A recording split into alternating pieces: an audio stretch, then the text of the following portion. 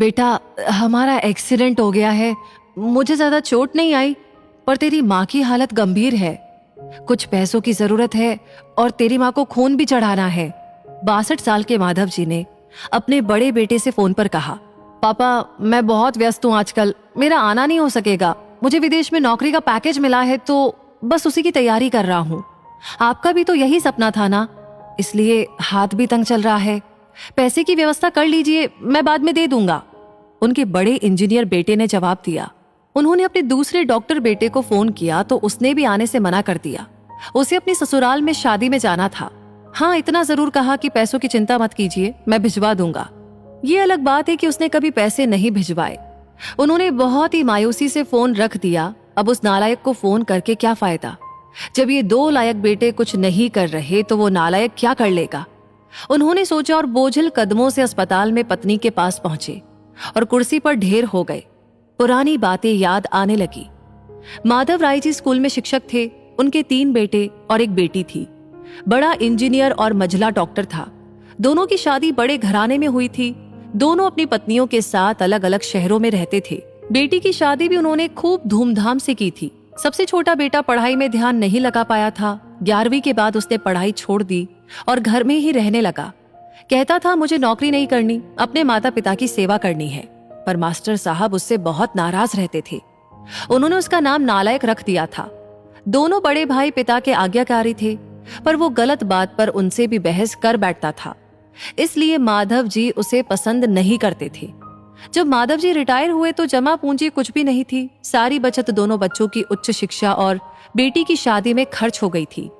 शहर में एक घर, थोड़ी जमीन और गांव में थोड़ी सी जमीन थी। घर का खर्च उनकी पेंशन से चल रहा था। माधव जी को जब लगा कि छोटा सुधरने वाला नहीं तो उन्होंने बंटवारा कर दिया और उसके हिस्से की जमीन उसे देकर उसे गांव में ही रहने भेज दिया।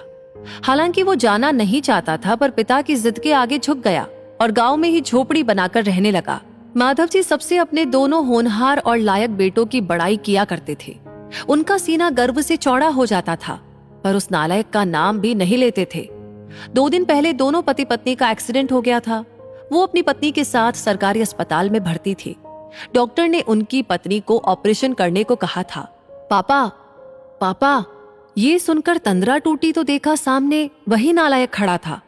उन्होंने गुस्से से मुंह फेर लिया, पर उसने पापा के पैर छुए और रोते हुए बोला, पापा, आपने इस नालायक को क्यों नहीं बताया? पर मैंने भी आप लोगों पर जासूस छोड़ रखे हैं, खबर मिलते ही भाग आया हूं। पापा के विरोध के बावजूद उसने उनको एक बड़े अस्पताल में भर्ती कराया। माँ का ऑपरेशन कराया, अपना खून दिया। दिन रात उनकी सेवा में लगा रहता कि एक दिन वो गायब हो गया। वो उसके बारे में फिर से बुरा सोचने लगे थे कि तीसरे दिन ही वो वापस आ गया। महीने भर में ही माँ एकदम भली चंगी हो गई।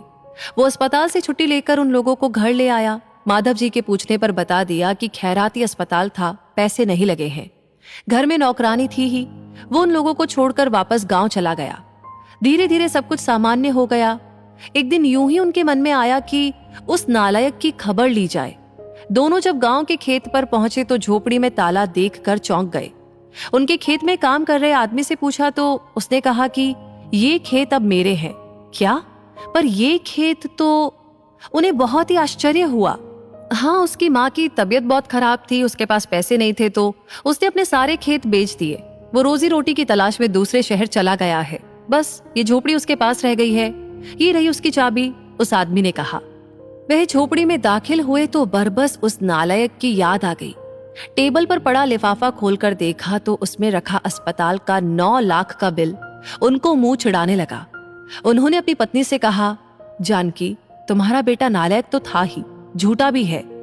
अचानक उनकी आंखों से आंसू गिरने लगे और वो जोर से चिल्लाए, तू कहां चला गया नालायक? अपने पापा को छोड़कर एक बार वापस आ जा, फिर मैं तुझे कहीं नहीं जाने दूंगा। उनकी पत्नी के आंसू भी बहे जा रहे थे और माधव जी को इंतजार था अपने नालायक बेटे को अपने गले से लगाने का।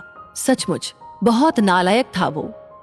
ये कहानी आपको कैसी लगी? इस कहानी को सुनते हुए आपने क्या महसूस किया? प्लीज कमेंट सेक्शन में जरूर शेयर कीजिएगा। साथ ही इस स्टोरी को लाइक आपने ऑलरेडी कर दिया है और ऐसी कहानियां हमेशा आपको आगे मिलती रहे उसके लिए हमारे पेज को फॉलो करना ना भूलें, क्योंकि आपके लाइक, शेयर और कमेंट्स हमें इंस्पायर करते हैं ऐसी कहानियों पर काम करने के लिए। तो मिलेंगे आगे बहुत जल्दी ही, तब तक के लिए धन्यवाद।